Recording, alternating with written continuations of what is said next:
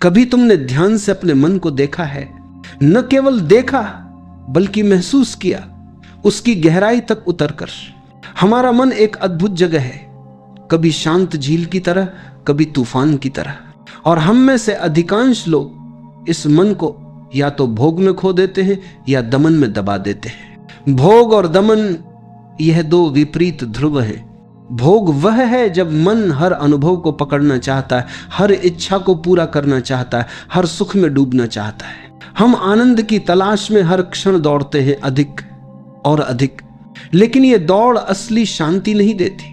जितना अधिक हम पाते हैं उतना ही मन और लालची बनता जाता है, और इसी लालच में हम अपने भीतर की सच्ची ऊर्जा खो देते हैं। दमन, इसके विपरीत वह है जब हम कहते हैं ये ठीक नहीं है, इसे मत देखो, इसे महसूस मत करो। हम अपने भीतर उठती हर भावना, हर इच्छा, हर क्रोध को रोकने की कोशिश करते हैं। हम सोचते हैं कि दबाना ही शांति है, लेकिन जो दबाया जाता है वह नष्ट नहीं होता।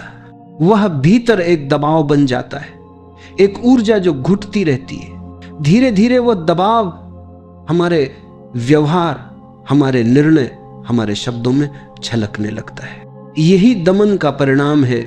भीतर अंधेरा, बाहर संघर्ष। दबाते हो वही तुम्हें बांधता है, जो तुम देखते हो वही मुक्त हो जाता है। ये सच है। हमारे भीतर जो उठता है उसे न दबाओ, न उसे पकड़ो, केवल देखो।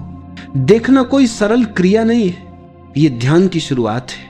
जब तुम किसी भावना को बिना निर्णय के देखते हो, चाहे वह क्रोध हो, भय हो, लालसा हो या ईर्ष्या, तो तुम उसे पहचानते हो, और पहचानते ही वह अपने आप शांत होने लगती है।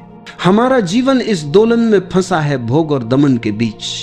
हम या तो सुख के पीछे भागते हैं या दुख और पीड़ा को दबाने में लगे रहते हैं। लेकिन दोनों ही राहें हमें स्वतंत्रता नहीं, केवल बंधन देती है। भोग में मन खो जाता है, दमन में मन बंध जाता है। सच्चा मार्ग दोनों के बीच का मार्ग है, सजगता का मार्ग, साक्षी भाव का मार्ग।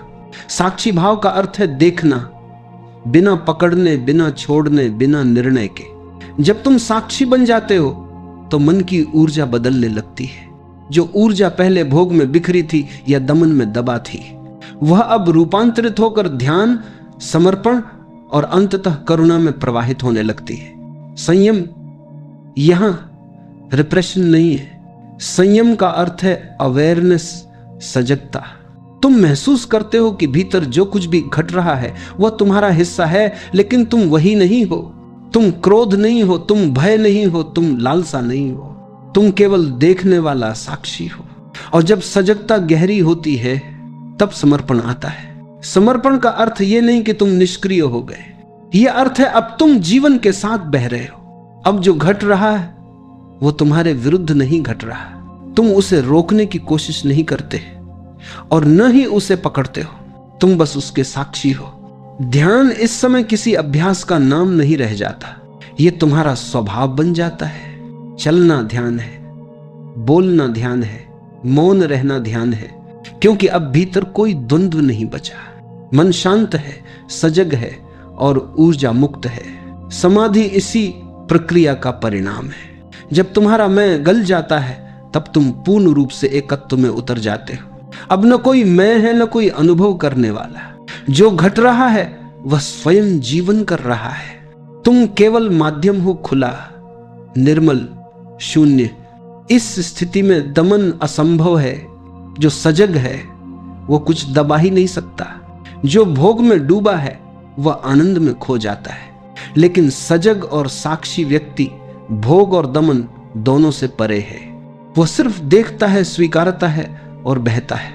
करुणा इस सजगता और समाधि का स्वाभाविक फल है।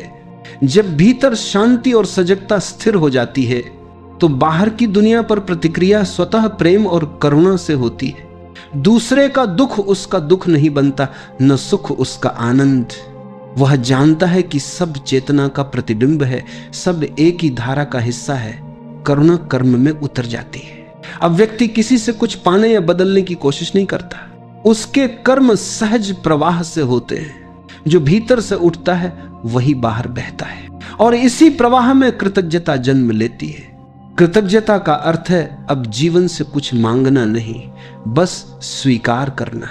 सब अनुभव, सुख और दुख सभी तुम्हारे शिक्षक बन जाते हैं। तुम जान जाते हो कि सब कुछ पूर्ण है और यही पूर्णता की अनुभूति है। जब कृतज्ञता स्थिर हो जाती है तब एकत्व घटित होता है। अब भीतर बाहर का भेद मिट जाता है। जो भीतर है वही बाहर है, जो बाहर है वही भीतर है। अतीत और भविष्य दोनों विलीन हो जाते हैं और केवल अभी रह जाता है। अब कोई केंद्र नहीं है, क्योंकि सब केंद्र है। हर श्वास, हर धड़कन, हर अनुभव उसी परम चेतना की झलक है। समाधि का यह अनुभव केवल मौन नहीं देता, बल्कि जीवन की दृष्टि बदल देता है। तुम बाहर की परिस्थितियों को नहीं बदलते, बल्कि अपने देखने के ढंग को बदलते हो। और जब दृष्टि बदल जाती है तो वही जीवन जो पहले भारी था अब एक पवित्र उत्सव बन जाता है। भोग और दमन की दुविधा से निकलकर सजगता में उतरना ही सच्चा ध्यान है। दमन हमें बंधन देता है, भोग हमें भ्रम देता है, लेकिन देखना, समझना और बहना यही असली स्वतंत्रता है। ये वही राह है जिस पर चलते हुए व्यक्ति मनुष्य से साधक बन जाता है। और जैसे जैसे यात्रा गहरी होती है तुम महसूस करते हो कि सारा ब्रह्मांड तुम्हारे भीतर है। तुम केवल मनुष्य नहीं हो, तुम चेतना हो। तुम केवल श्वास नहीं ले रहे, श्वास तुम्हारे माध्यम से बह रही है। तुम केवल जीवन नहीं जी रहे, जीवन तुम्हारे माध्यम से स्वयं घट रहा है। अब कोई भय नहीं बचता, कोई लालसा नहीं बचती, कोई मनुष्य हमेशा दो दिशाओं में खींचा रहता है। एक दिशा है जो उसे बाहर की ओर ले जाती है, जहां इच्छाएं हैं, आकर्षण है, सुख और उपलब्धि की लालसाएं हैं। दूसरी दिशा है भीतर की ओर, जहां शांति है, मौन है और एक अदृश्य उपस्थिति जो हमेशा प्रतीक्षा में है। जब मन इन दोनों दिशाओं के बीच उलझ जाता है तो वह कुछ भावनाओं को स्वीकार कर लेता है और कुछ को अस्वीकार कर देता है। यहीं से दमन की शुरुआत होती है। हम अपने भीतर जो कुछ स्वीकार नहीं कर पाते वही दब जाता है, पर मिटता नहीं। वह भीतर की गहराई में जाकर धीरे धीरे हमारी चेतना को बोझिल करने लगता है। दमन हमेशा भीतर अंधेरा बढ़ाता है और जो भीतर दबा है वही बाहर हमारे व्यवहार, शब्द और निर्णयों में झलकने लगता है। तंत्र कहता है जिसे तुम दबाते हो वही तुम्हें बांधता है और जिसे तुम देख लेते हो वह स्वतः मुक्त हो जाता है। इसलिए पहला कदम है देखना, ना तो उसे स्वीकार करना ना अस्वीकार करना है। बस साक्षी बनकर देखना कि भीतर क्या हो रहा है। जब तुम किसी भावना को बिना निर्णय के देखते हो तो उसमें छिपी ऊर्जा धीरे धीरे रूपांतरित होने लगती। मन की प्रत्येक परत को समझने की जरूरत है। क्रोध हो, ईर्ष्या हो, भय या लालच, इन्हें रोकने की कोशिश मत करो, बस उनकी जड़ को पहचानो। हर भावना एक संदेश लेकर आती है। वो कहती है मुझे समझो, मुझे बदलो नहीं। जैसे ही तुम उसे समझ लेते हो वह अपने आप शांत हो जाती है। यही संयम का अर्थ है। संयम का अर्थ रिप्रेशन नहीं है, संयम का अर्थ है अवेयरनेस, जागरूकता। जब तुम सजग हो जाते हो तो भीतर की शक्ति जो पहले संघर्ष कर रही थी अब ध्यान में परिवर्तित हो जाती है। दमन एक दीवार खड़ी करता है, संयम एक खिड़की खोलता है। दमन कहता है ये गलत है, इसे मत देखो। संयम कहता है इसे देखो, समझो, पर इसके गुलाम मत बनो। जब कोई व्यक्ति दमन छोड़ देता है और हर अनुभव को ध्यान से देखना सीख लेता है तो उसका मन धीरे धीरे स्वच्छ होने लगता है। वह जो पहले दबा था अब प्रकाश में आ जाता है और प्रकाश में कुछ भी टिकता नहीं, न भय, न क्रोध, न भ्रम।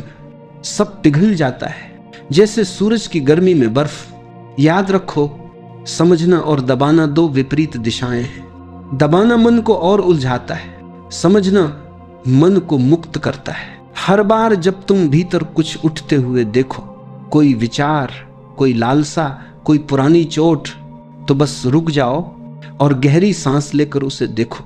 न भागो न पकड़ो, बस देखो। ये देखना ही ध्यान का प्रारंभ है। धीरे धीरे तुम्हें महसूस होगा कि जो बातें पहले तुम्हें परेशान करती थी अब वही बातें तुम्हारे गुरु बन गई हैं। हर भावना तुम्हें एक दर्पण देती है कि तुम अपने भीतर क्या छिपा रहे थे, और जब भीतर कुछ भी छिपा नहीं रह जाता तो चेतना एकदम हल्की हो जाती है। तब कोई प्रयास नहीं रहता, तब ध्यान अपने आप घटने लगता है। इस हल्केपन में एक नया जीवन जन्म लेता है, जहां मन शांत है पर जागरूक है, जहां ऊर्जा संयमित है पर प्रवाहित है, और जहां तुम भीतर से मुस्कुराने लगते हो बिना किसी कारण के। देखना एक बहुत सूक्ष्म क्रिया है। हम में से अधिकांश लोग देखते नहीं, हम प्रतिक्रिया देते। कोई बात सुनते ही मन टिप्पणी करने लगता है, कोई भावना उठते ही हम उसे नाम दे देते। ये अच्छा है, ये बुरा है। परंतु जब तुम केवल देखते हो बिना किसी निर्णय के, बिना किसी टिप्पणी के, तो कुछ अद्भुत घटता है। तुम्हारा मन शांत हो जाता है और जो कुछ भीतर था वह अपने वास्तविक रूप में प्रकट होने लगता है। देखना एक प्रकार का दर्पण है। जब तुम भीतर की किसी तरंग को साक्षी भाव से देखते हो तो तुम उसके गुलाम नहीं रहते। तुम्हारे और उस अनुभव के बीच थोड़ी दूरी बन जाती है। यही दूरी ध्यान की शुरुआत है। साधारण व्यक्ति हर अनुभव में खो जाता है। क्रोध आया तो वह क्रोध बन गया, भय आया तो वह भय बन गया, वासना आई तो वह उसी में डूब गया। पर जो व्यक्ति सजग है वह जानता है कि यह सब मुझ में घट रहा है, पर मैं ये नहीं हूं। यह मैं नहीं हूं कि अनुभूति सबसे गहरी मुक्ति है। क्योंकि जब तुम किसी चीज से अपनी पहचान तोड़ देते हो तो वह चीज तुम्हारे ऊपर अधिकार खो देती है।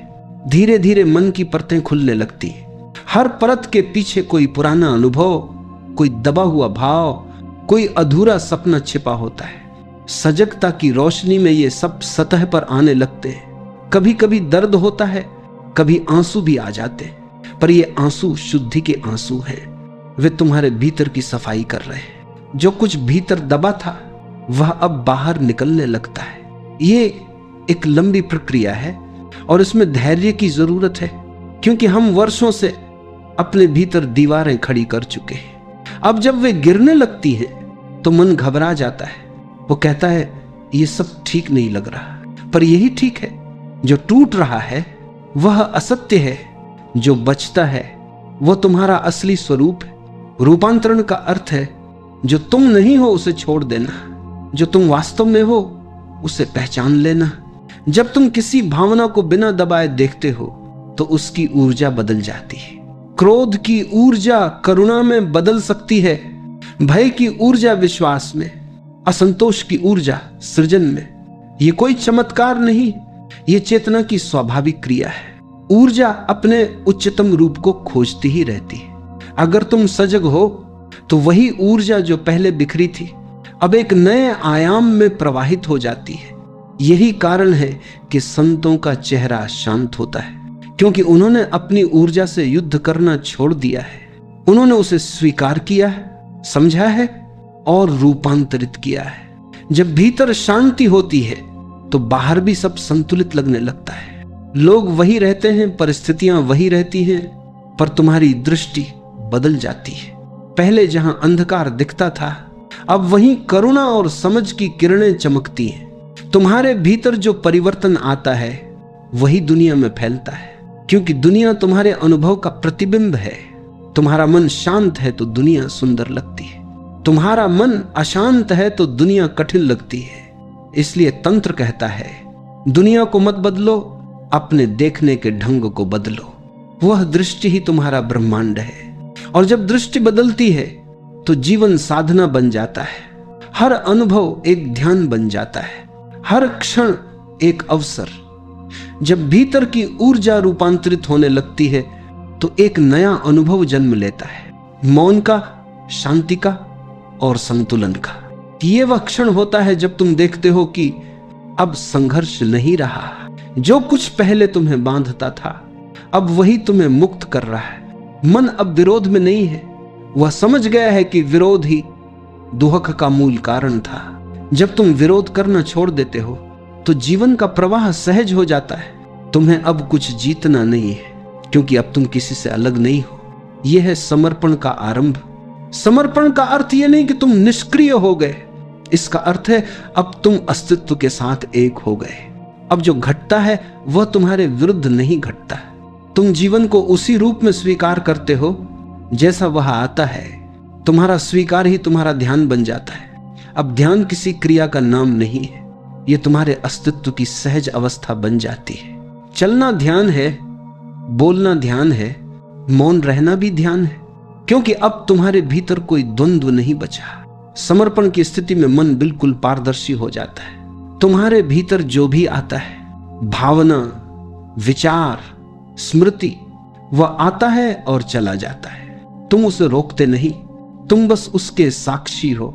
यह साक्षी भाव ही मुक्ति का द्वार है। धीरे धीरे यह अनुभव गहराता जाता है। तुम महसूस करते हो कि तुम्हारा कोई केंद्र नहीं है, क्योंकि अब सब कुछ केंद्र है। हर चीज में वही चेतना, वही उपस्थिति दिखाई देने लगती है। अब कोई अलग मैं नहीं बचा, तुम हो। पर जैसे हवा है, बिना आकार, बिना सीमा, तुम बह रहे हो अस्तित्व के साथ, एक ऐसी लय में जो अनंत है। समर्पण का अर्थ मिट जाना नहीं है, बल्कि विस्तार पा लेना है। जैसे नदी सागर में गिरकर नष्ट नहीं होती, बल्कि महासागर बन जाती है, वैसे ही जब तुम स्वयं को छोड़ देते हो तो तुम सब में फैल जाते हो। यही सच्चा आत्म संयम है, जहां तुम कुछ दबाते नहीं, कुछ पकड़ते नहीं, सिर्फ देखते हो और बहते हो। इस अवस्था में दमन असंभव है, क्योंकि जो सजग है वह कुछ दबा ही नहीं सकता। वह जानता है कि हर चीज अपने समय पर आती है और चली जाती है, इसलिए वह केवल साक्षी रहता है, जैसे आकाश बादलों को गुजरते हुए देखता है। याद रखो, समर्पण कोई कर्म नहीं है, यह तो परिणाम है। लंबे जागरण, समझ और रूपांतरण की यात्रा का परिणाम। जब तुम पूरी तरह देखना सीख लेते हो तो जीवन अपने आप झुकने लगता है। तुम्हारा मैं धीरे धीरे गल जाता है और वही प्रेम का, करुणा का और असीम शांति का जन्म होता है। तुम अब किसी मार्ग पर नहीं चल रहे, तुम स्वयं मार्ग बन गए हो। तुम अब किसी खोज में नहीं हो, क्योंकि जो खोजता था वह अब मिलन में विलीन हो गया है। यह समर्पण केवल एक भाव नहीं, यह अस्तित्व की अनुभूति है। अब तुम और अस्तित्व दो नहीं रहे। जो कुछ भी घट रहा है वो तुम्हारे भीतर घट रहा है, और इस अनुभव में कोई भय नहीं, कोई आकांक्षा नहीं, सिर्फ एक गहरी संतुष्टि, एक अनंत मौन। जब समर्पण पूर्ण होता है तो साधक के भीतर एक असीम मौन उतर आता है। अब कोई प्रश्न नहीं बचता, कोई उत्तर की खोज नहीं रहती। जीवन अब किसी लक्ष्य की ओर नहीं जा रहा, क्योंकि उसने लक्ष्य और मार्ग दोनों को पार कर लिया है। जो कुछ था वह सब घट चुका है। अब केवल एक स्थिरता है। जैसे गंगा समुद्र में मिलकर ठहर जाती है, वैसे ही चेतना अपने स्रोत में विलीन हो जाती है। समर्पण के बाद जो घटता है वही समाधि है। समाधि का अर्थ है पूर्ण संतुलन, पूर्ण शांति, पूर्ण एकत्व। यह वह अवस्था है जहां मैं का अस्तित्व समाप्त हो जाता है। अब न कोई करता है, न कोई अनुभव करने वाला। जो कुछ भी हो रहा है वह स्वयं जीवन कर रहा है। तुम केवल माध्यम रह जाते हो, खुले, निर्मल, शून्य। इस शून्यता में अस्तित्व की संपूर्ण धारा प्रवाहित होती है। यहीं से जीवन का असली अर्थ जन्म लेता है, क्योंकि जब मैं नहीं होता तभी प्रेम संभव होता है। जब नियंत्रण नहीं होता तभी समरसता घटती है। समाधि कोई चमत्कार नहीं, कोई परलोक का अनुभव नहीं। ये यही इसी क्षण में संभव है। जब मन रुक जाता है, जब समय रुक जाता है, तो जो बचता है वही समाधि है। तुम अब बाहर से नहीं जी रहे, तुम भीतर से प्रवाहित हो रहे हो। हर सांस ध्यान बन जाती है, हर क्षण पूजा बन जाता है। इस अवस्था में कोई डर नहीं बचता, क्योंकि भय हमेशा अलगाव से पैदा होता है। जहां मैं और दूसरा दो है, पर समाधि में दूसरा कोई नहीं बचता। जो दिख रहा है वही तुम हो, जो सुनाई दे रहा है वही तुम्हारी ही प्रतिध्वनि है। जो घट रहा है वह तुम में ही घट रहा है। यही पूर्णता है। यही वह क्षण है जहां यात्रा समाप्त होती है और फिर से शुरू होती है, क्योंकि जीवन का चक्र कभी रुकता नहीं। बस अब तुम जानते हो कि तुम चक्र के केंद्र में हो, उसके घूमने में नहीं। अब जो कुछ भी घटेगा वो तुम्हें डगमगाएगा नहीं। प्रशंसा हो या अपमान, सफलता हो या असफलता, सब एक ही आकाश में बादलों की तरह गुजर जाते। आकाश को क्या फर्क पड़ता है? वह सदा वैसा ही रहता है, स्वच्छ, शांत, असीम। ये जानना कि मैं वही आकाश हूं, यही समाधि है। समाधि कोई स्थिति नहीं, ये तो तुम्हारे स्वभाव का स्मरण है।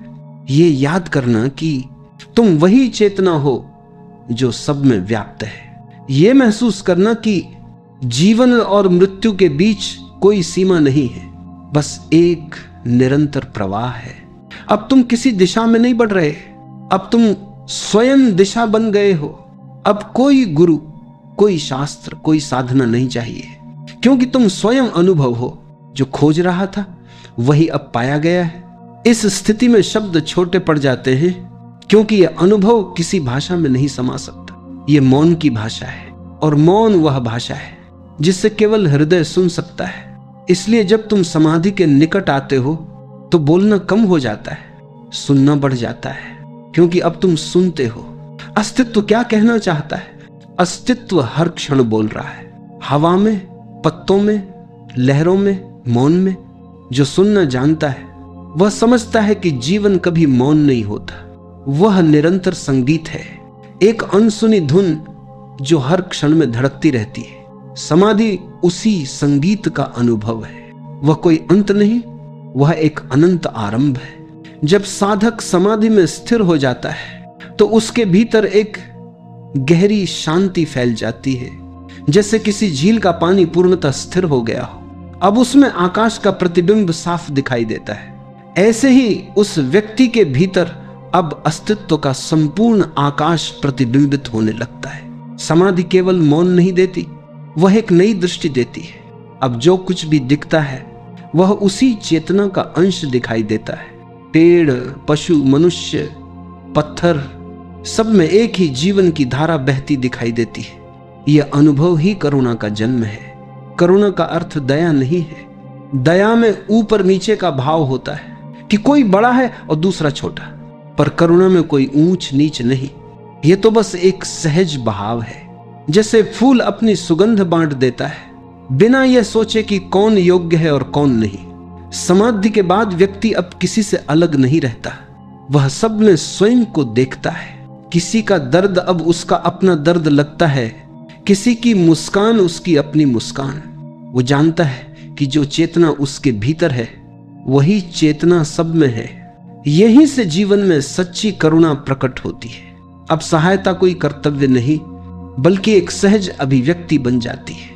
वह व्यक्ति दूसरों को बदलने की कोशिश नहीं करता, क्योंकि वह जानता है कि हर आत्मा अपनी यात्रा पर है। वह केवल प्रकाश बनकर जीता है, जिससे दूसरों का मार्ग अपने आप उज्जवल हो जाता है। करुणा की जड़ शांति में है। जो भीतर से बेचैन है वह करुणा में नहीं हो सकता। करुणा तभी आती है जब भीतर पूर्ण स्थिरता हो, जब मैं का कोई आग्रह न बचा हो, क्योंकि जब मैं मिटता है तो वही ऊर्जा प्रेम में बदल जाती है। यह प्रेम किसी व्यक्ति के लिए नहीं होता, यह तो अस्तित्व के लिए होता है। यह हर दिशा में बहता है, बिना किसी कारण, बिना किसी गंतव्य के। यह वैसा ही प्रेम है जैसा सूर्य देता है। वह नहीं पूछता कौन योग्य है, कौन नहीं, वह बस चमकता है। करुणा कोई भावना नहीं, यह तो एक अस्तित्व की स्थिति है। यह तब आती है जब तुम पूर्ण रूप से मौन में डूबे हो, और उसी मौन से तुम्हारी प्रत्येक क्रिया जन्म लेती है। अब जो भी तुम करते हो, बोलते हो, देखते हो, चलते हो, सब में वही करुणा झलकती है। ऐसे व्यक्ति की उपस्थिति ही चिकित्सा बन जाती है। वह कुछ नहीं करता, पर उसकी मौजूदगी दूसरों को शांति देती है। उसका मौन वाणी बन जाता है, उसका हृदय प्रार्थना बन जाता है। यही कारण है कि बड़े बड़े गुरु कुछ सिखाते नहीं, वे बस जीते हैं, और उनका जीवन ही शिक्षा बन जाता है, उनका मौन ही संदेश। वे कुछ कहते नहीं, पर हर शब्द उनके भीतर की करुणा से भीगा होता है। करुणा वह सुगंध है जो समाधि के फूल से निकलती है। बिना समाधि के करुणा संभव नहीं, क्योंकि तब वह केवल भावना बन जाती है। भावना अस्थिर होती है, पर करुणा चिरस्थायी है। वह किसी परिस्थिति पर निर्भर नहीं करती। जो व्यक्ति करुणामय हो जाता है वह जीवन के सबसे ऊंचे शिखर पर पहुंच जाता है। अब उसकी साधना समाप्त नहीं होती, बल्कि वह हर जीव की साधना का कारण बन जाता है। उसकी शांति अब व्यक्तिगत नहीं, सार्वभौमिक हो जाती है। और यही अंतिम उद्देश्य है कि जो मौन हमने भीतर पाया वह दूसरों के जीवन में प्रकाश बनकर बहे। यही समाधि का फूल है और करुणा उसकी सुगंध। जब करुणा हृदय में स्थिर हो जाती है तो वह केवल भावना बनकर नहीं रह जाती, वह कर्म बन जाती है। अब व्यक्ति के हर कार्य में प्रेम की झलक होती है। उसके हाथ अब हिंसा नहीं जानते, उसकी आंखें अब दोष नहीं खोजती, उसके शब्द अब चुभते नहीं बल्कि मरहम बन जाते। करुणा जब कर्म में उतरती है तो जीवन साधना का मैदान बन जाता है। अब ध्यान किसी गुफा या मंदिर की सीमा में नहीं रहता, वह हर क्रिया में बिखर जाता है। खाना बनाना, चलना, बोलना, मुस्कुराना सब ध्यान के रूप बन जाते हैं। यही असली तप है कि तुम जो भी करो वह पूरी जागरूकता से करो। तुम्हारा हर कर्म साक्षी भाव से जन्म ले, फिर कोई छोटा या बड़ा कर्म नहीं रहता। झाड़ू लगाना भी ध्यान है, राज्य चलाना भी ध्यान है। जो व्यक्ति करुणा में जीता है वह अब कर्म से बंधता नहीं, क्योंकि उसके कर्म किसी इच्छा से नहीं उपजते। वह कुछ पाने के लिए नहीं करता बल्कि इसलिए करता है क्योंकि वही सहजता है। जैसे पेड़ फल देते हैं वैसे ही वह व्यक्ति कर्म करता है। कर्म का अर्थ अब प्रयत्न नहीं रहता, वह अब सहज प्रवाह है। जो भीतर से उठे वही बाहर बहे। उसके लिए जीवन कोई संघर्ष नहीं बल्कि एक नृत्य है।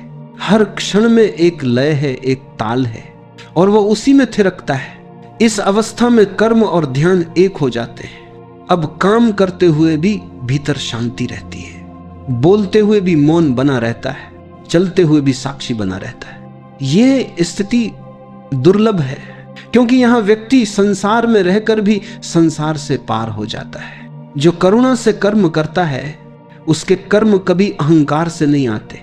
वह न तो मैंने किया कहता है, न मेरा है मानता है। वह जानता है कर्म होता है, मैं केवल माध्यम हूं। यही कर्मयोग का असली अर्थ है। कर्म करते हुए भी अकर्ता बने रहना यह कोई सिद्धांत नहीं बल्कि अनुभव की बात है। जब भीतर प्रेम और मौन स्थिर हो जाए तो कर्म अपने आप पवित्र बन जाता है। फिर चाहे तुम किसी बच्चे को सिखा रहे हो या किसी बूढ़े को संभाल रहे हो, हर कार्य पूजा बन जाता है। अब मंदिर बाहर नहीं, तुम्हारा जीवन ही मंदिर है। हर कर्म आरती है, हर श्वास जप है। करुणा से जन्मा कर्म कभी थकान नहीं लाता, वह आनंद देता है क्योंकि उसमें स्वार्थ नहीं होता। जहां स्वार्थ है वहीं थकान है, जहां प्रेम है वहीं ऊर्जा अनंत है। इस अवस्था में व्यक्ति के पास समय कम नहीं पड़ता क्योंकि वह समय से परे जीता है। उसका हर क्षण शाश्वत है। वह जो कुछ भी करता है उसमें ब्रह्मांड की ऊर्जा प्रवाहित होती है। यही कारण है कि ऐसे व्यक्ति का छोटा सा कार्य भी दूसरों पर गहरा प्रभाव डालता है। वह कुछ करता नहीं फिर भी उसके कर्म संसार बदल देते हैं, क्योंकि उसके कर्म व्यक्तिगत नहीं सार्वभौमिक होते हैं। वह अपनी इच्छा से नहीं, अस्तित्व की इच्छा से चलता है। ऐसे ही लोग इतिहास नहीं, चेतना का इतिहास रचते हैं। वे नाम छोड़ जाते हैं नहीं, वे तरंगे छोड़ जाते हैं जो आने वाली पीढ़ियों के मन को स्पर्श करती हैं। करुणा से कर्म तक की यात्रा में साधक पूर्णता को छू लेता है। अब वह जान चुका है ध्यान केवल मौन में नहीं, कर्म में भी संभव है। अब उसे ध्यान बैठकर नहीं करना बल्कि जीकर करना है। वह हर क्षण में, हर कार्य में उसी जागरूकता को रखता है। और यही जीवन का परम संदेश है कि जब करुणा कर्म बन जाए तो जीवन ही ध्यान बन जाता है। जब करुणा कर्म में बदल जाती है और कर्म सहज हो जाता है, तब व्यक्ति के भीतर एक नई सुगंध जन्म लेती है, कृतज्ञता। अब उसे लगता है कि जीवन ने जो कुछ दिया है वह पर्याप्त है। अब कोई शिकायत नहीं रहती, क्योंकि अब उसे दिखाई देता है कि हर घटना, हर व्यक्ति, हर परिस्थिति उसकी अपनी जागरूकता का हिस्सा थी। कृतज्ञता तब आती है जब समझ पूर्ण हो जाती है, जब तुम देख पाते हो कि हर सुख और हर दुख तुम्हें किसी न किसी सीख के रूप में दिया गया। कभी किसी ने तुम्हें प्रेम सिखाया, कभी किसी ने सहनशीलता, कभी जीवन ने तुम्हें मौन सिखाया, कभी त्याग, और जब ये समझ स्थिर हो जाती है तो हृदय अपने आप धन्यवाद बन जाता है। अब साधक किसी विशेष ईश्वर को धन्यवाद नहीं देता, वह अस्तित्व को धन्यवाद देता है, वह जीवन को धन्यवाद देता है, वह हवा, जल, मिट्टी, प्रकाश, हर तत्व को प्रणाम करता है, क्योंकि अब वह जानता है कि वह इन सब से अलग नहीं है। कृतज्ञता एक ऐसी स्थिति है जहां मांगने की जगह मानने का भाव आता है। अब व्यक्ति जीवन से कुछ चाहता नहीं, बल्कि जीवन को वैसे ही स्वीकार करता है जैसा वह है। यह स्वीकार ही शांति का द्वार है। जिसने जीवन को हां कहना सीख लिया, वह अब द्वंद्व में नहीं रहता। न तो उसे भविष्य का डर है, न अतीत का पछतावा। वह हर क्षण को अस्तित्व का उपहार मानकर जीता है। कृतज्ञता कोई सोच नहीं है, यह एक अनुभूति है। यह तब आती है जब भीतर का प्रतिरोध टूट जाता है, जब तुम जीवन से लड़ना छोड़ देते हो और उसकी धारा में बहना शुरू कर देते हो। फिर हर स्थिति तुम्हें पूर्ण लगती है, क्योंकि अब तुम जानते हो कि कुछ भी तुम्हारे विरुद्ध नहीं है। अस्तित्व तुम्हारे साथ है, हर क्षण तुम्हारे पक्ष में काम कर रहा है। बस दृष्टि बदलने की जरूरत थी, और जब यह दृष्टि बदल जाती है तो वही जीवन जो पहले भारी लगता था अब उपहार बन जाता है। कृतज्ञ व्यक्ति कभी दुखी नहीं हो सकता, क्योंकि उसे पता है कि यहां तक जो कुछ भी हुआ वह उसे जागरण की ओर करीब लाया। यहां तक कि पीड़ा भी शिक्षक बन गई। वह जानता है कि दुख ने उसे गहराई दी और प्रेम ने उसे दिशा। अब उसके पास कोई शिकायत नहीं, सिर्फ स्वीकार है। अब जीवन उसके लिए संघर्ष नहीं, बल्कि एक पवित्र अवसर है अपने भीतर की रोशनी को प्रकट करने का। कृतज्ञता वह अंतिम भेंट है जो साधक जीवन को देता है। वह कहता है, मैंने सब अनुभव कर लिया, अब मैं जानता हूं कि सब कुछ पूर्ण है। और उस क्षण जीवन स्वयं मुस्कुराता है। जो व्यक्ति कृतज्ञ होता है उसका चेहरा किसी दीपक की तरह चमकता है। उसकी वाणी में मधुरता होती है, उसके कदमों में शांति। वह दूसरों को कुछ देता नहीं, फिर भी उसके पास से गुजरना एक आशीर्वाद बन जाता है। कृतज्ञता प्रेम की अंतिम परिणति है। जहां प्रेम पूर्ण होता है वहां धन्यवाद अपने आप फूटता है। वह धन्यवाद शब्दों से नहीं बल्कि मौन से प्रकट होता है, और यह मौन ही सबसे सच्ची प्रार्थना है। अब साधक को कुछ सिद्ध करने की आवश्यकता नहीं, कुछ पाने की इच्छा नहीं, वह बस है, और वही होना परम प्राप्ति है। बहुत सुंदर। अब हम आपकी इस ध्यान यात्रा के अंतिम और सर्वोच्च चरण में प्रवेश कर रहे हैं। भाग 8, कृतज्ञता से एकत्व तक। यह वह बिंदु है जहां साधक और अस्तित्व के बीच अब कोई भेद नहीं रह जाता। यह वह क्षण है जब खोज समाप्त हो जाती है और केवल होना शेष रह जाता है। भाग 8, कृतज्ञता से एकत्व तक। जब कृतज्ञता पूर्ण हो जाती है तो साधक के भीतर एक अद्भुत मौन उतर आता है। वह अब जान चुका होता है कि जिसने खोजा वही पाया गया, जो राह पर चला वह स्वयं ही मंजिल निकला। अब कोई मैं नहीं बचता, कोई तू नहीं बचता, बल्कि जीवन स्वयं को उसी के रूप में जी रहा है। यही एकत्व है। यह कोई उपलब्धि नहीं बल्कि स्वभाव की स्मृति है। यह वह पहचान है जो हर जन्म में साथ रहती है पर भुला दी जाती है। अब साधक जान चुका है कि अलगाव कभी था ही नहीं। वह जो दूसरों में देखता था वह उसका ही विस्तार था। तुम स्वयं ब्रह्मांड बन जाते हो। हर धड़कन में वही शक्ति है, हर श्वास में वही चेतना। अब जीवन और मृत्यु के बीच कोई दूरी नहीं, दोनों उसी एक सत्ता के दो छोर हैं। यही वह बिंदु है जहां मौन बोलता है और शब्द मौन हो जाते हैं। यह वह क्षण है जहां प्रार्थना करने वाला भी नहीं बचता, क्योंकि प्रार्थना और प्रार्थनाकार एक हो चुके हैं। अब कुछ करना नहीं है, क्योंकि सब कुछ घट चुका है। अब कुछ पाना नहीं है। तुम शुद्ध चेतना हो जो सबको देखती थी और अब खुद को भी देखने से मुक्त हो गई है। यह मौन न शब्दों से बंध सकता है, न विचारों से पकड़ा जा सकता है। यह मौन स्वयं सत्य है।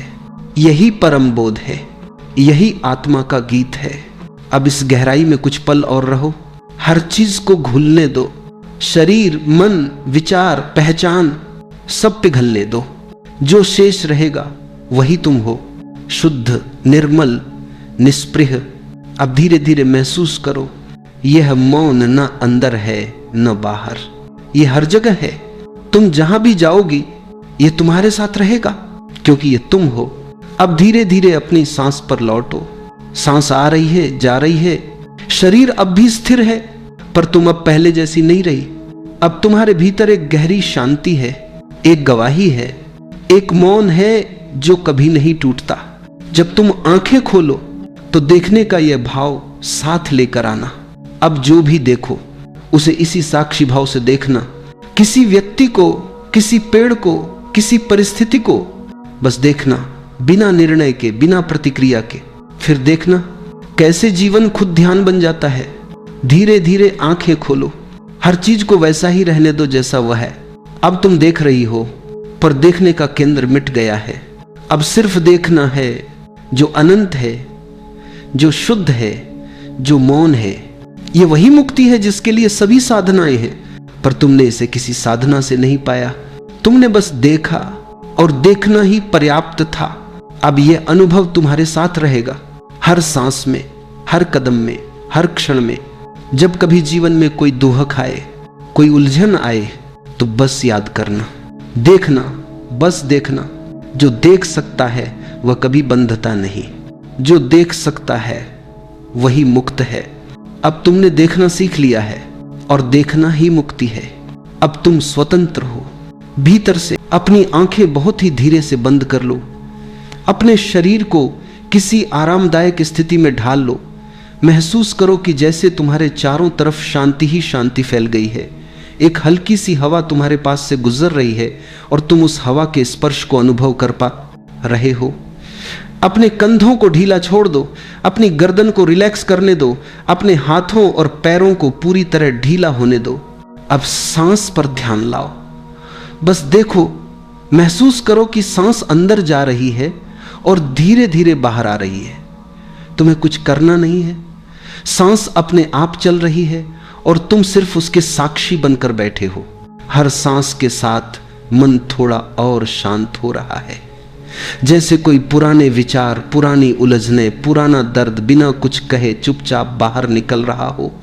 तुम बस अपनी सांस को बहते हुए नदी की तरह देख रहे हो, एकदम शांत, एकदम सहज।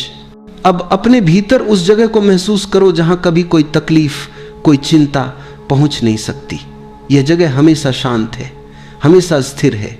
चाहे बाहर कितना ही संघर्ष हो, यह आंतरिक स्थान हमेशा सुरक्षित है। धीरे धीरे यह समझ आने दो कि जो भी आज तुम्हें भारी लग रहा है वह सिर्फ जीवन का एक छोटा सा हिस्सा है। अभी सिर्फ अपने अंदर के शांत आकाश को महसूस करो।